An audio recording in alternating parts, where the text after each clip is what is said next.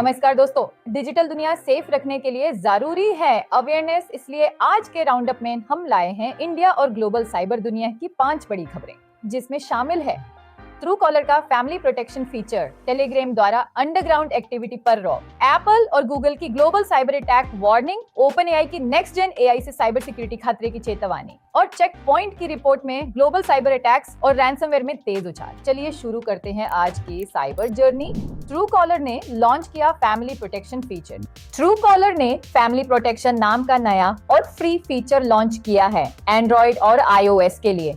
इसका मकसद phone scams के खिलाफ डिजिटल सेफ्टी को शेयर्ड फैमिली रेस्पॉन्सिबिलिटी बनाना है। इसमें 5 मेंबर्स तक का ग्रुप बन सकता है, जिसका एक फैमिली एडमिन होगा। Admin remotely protection settings manage कर सकता है और स्कैम कॉल्स के दौरान अलर्ट्स पाकर उन्हें दौर से ही खत्म कर सकता है एंड्रॉइड पर। ये feature less tech savvy family members को सुरक्षित रखने के लिए है और इंडिया में Q1 2006 में आएगा। टेलीग्राम के ब्लॉक्स से अंडरग्राउंड एक्टिविटी को झटका।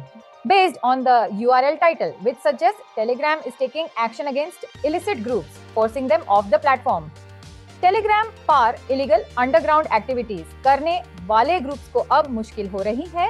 प्लेटफॉर्म द्वारा किए जा रहे 60 ब्लॉक्स और चेक्स से तहत साइबर क्रिमिनल्स को अपने ऑपरेशंस बैंड करके दूसरे प्राइवेट और इंक्रिप्टेड प्लेटफॉर्म्स पर जाने के लिए मजबूर होना पड़ रहा है।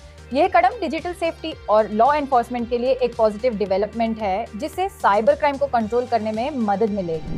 एप्पल और गूगल की global cyber attack warning.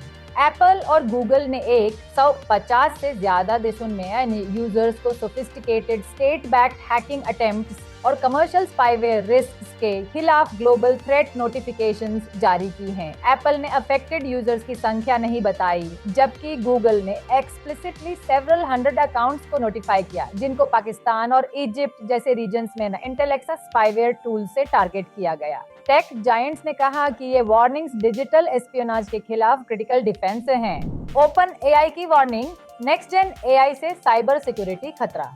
Open AI ने वार्न किया है कि उनके आने वाले next generation AI models cyber security में हाई लेवल की कैपेबिलिटीज दिखा सकते हैं, जिससे अगर गलत इस्तेमाल हुआ तो सीरियस रिस्क हो सकते हैं। कंपनी का कहना है कि ये मॉडल 0-डे एक्सप्लॉइट्स डिप्लॉय करने और कॉम्प्लेक्स एंटरप्राइज ऑपरेशंस को कॉम्प्रोमाइज करने में मदद कर सकते हैं। इस खतरे को कम करने के लिए open AI defensive cyber security tasks में इन्वेस्ट कर रहा है और आर्टवर्क जैसा ये एजेंट बना रहा है जो वल्नरेबिलिटीज कमजोरियन को स्कैन कर सकता है।